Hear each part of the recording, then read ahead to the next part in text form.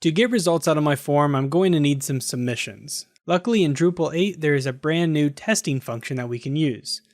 While in the editing interface, I'm able to click test right here, and it'll take us to a live version of the form with all of the fields filled out, even the files elements, and we can hit submit here to make a dummy submission that we can use for testing various things, such as confirmation messages or automatic emails that might be sent out to people. Now that I have a result, we'll go back to the form here. We'll go back to settings, and actually we're going to go over to the results tab.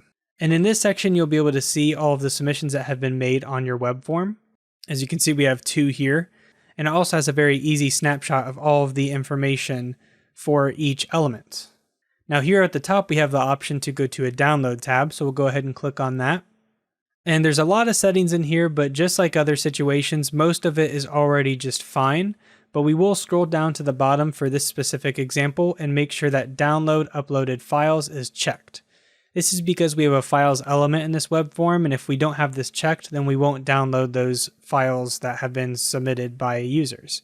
If you don't have a files element, you likely don't need to have that option checked.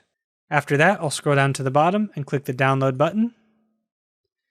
It'll take more time if you have a lot of submissions or a lot of files that have to be put into the zip folder. So if it takes a little bit longer than it did in my example, don't worry, it's probably just that you have a lot of submissions. Once that's done, we can go over to the Downloads tab, and we'll see that our zip file is there under the name of our web form. You can unzip this in any way that you normally would. So I'll go ahead and do that, and then we'll open up our new folder here. After extracting, we can see that there's 3 folders here. There's one titled My New Form, which is the name of our web form, and there's also Submission 1 and Submission 2, which correspond to the submissions that we have on our web form. If we open up My New Form, we'll just see an Excel document that has all of the information on each of the submissions that are in our web form. If we go back real quick, Submission 1, you'll see that there is a file for the uploaded file that the first submission had, and same thing with Submission 2. So we'll go back to My New Form here.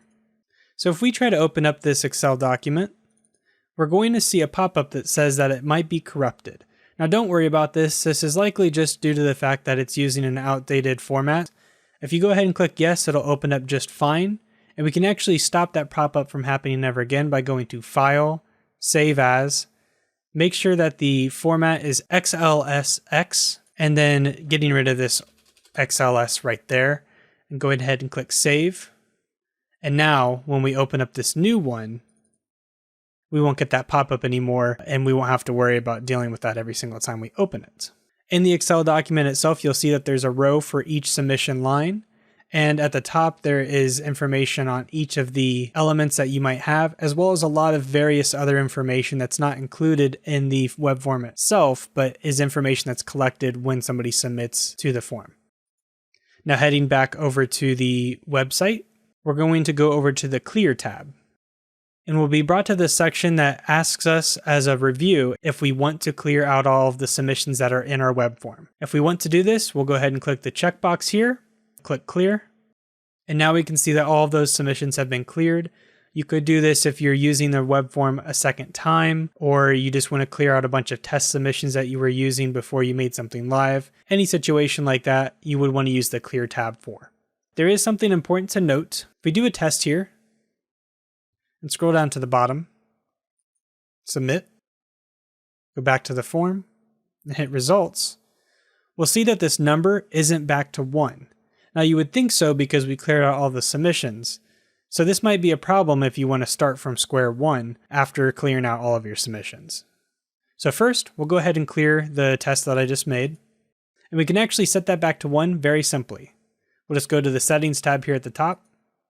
And within that, we'll go to the Submissions tab. We'll scroll down a little bit until we see this Next Submission Number section. And we'll change this number from 6 to 1. Scroll down to the bottom and hit Save. And now as a test, we'll do another example here. Scroll down to the bottom, hit Submit. Go back to the form. Go to Results. And we see that the number is back to 1.